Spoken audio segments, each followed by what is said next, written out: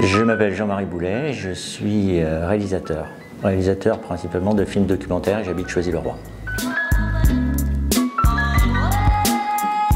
Dans le projet Traversée, j'ai deux casquettes en fait. J'ai deux projets de films.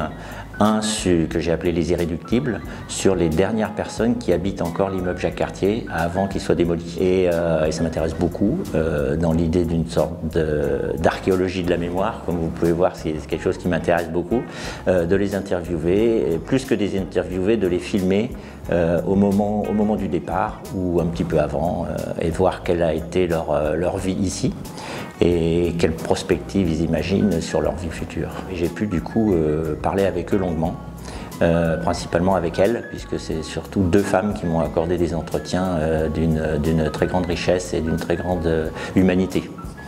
J'ai pu ainsi découvrir quelle avait été leur vie de maman, leur vie de dame vivant le quartier, et maintenant un peu l'angoisse ou la peur d'aller ailleurs, de déménager pour de nouveau une nouvelle vie. Parce que souvent, je me suis rendu compte qu'ils n'avaient pas commencé ici, ils étaient venus par nécessité. Ils avaient trouvé la vie plus ou moins agréable, ça dépend des personnes, et maintenant il faut repartir. Donc c'est ça un peu qui était leur problématique actuellement. Et le deuxième projet, c'est le making-of du projet Traversée lui-même, où je filme et j'interviewe les artistes qui font partie du projet. Parce qu'on est bien une grosse vingtaine, hein, voilà, tous dans des domaines différents. Et ça, c'est très riche et très intéressant à filmer. Pour moi, là, c'est formidable. Traversée, c'est un voyage. J'adore le titre, puisque l'immeuble s'appelle Jacques Cartier.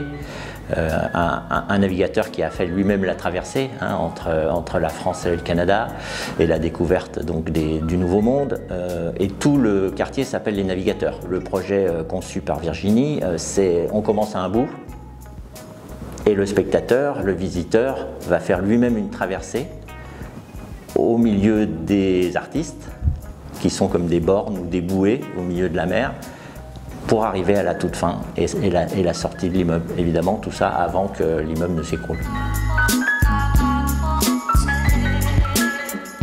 Pour moi, c'est très important.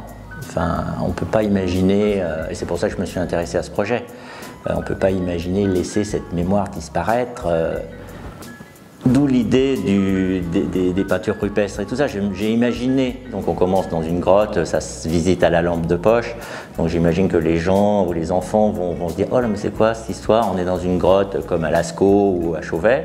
Et puis petit à petit, ils vont découvrir que bah non, il n'y a pas que des animaux de la préhistoire, mais il y a aussi des traces laissées par les habitants. Parce que j'ai visité les premiers immeubles, ils étaient éteints, il n'y avait pas de lumière, ils étaient cassés, les gens étaient partis. C'était l'immeuble Champlain, puis après l'immeuble Jacques Cartier, et ça se faisait à la lampe de poche. Et là, pour moi, c'était déjà de l'archéologie, donc de la découverte d'un passé, donc d'une mémoire. Déjà, elle existait, elle était là, c'est ce que j'ai voulu représenter ici.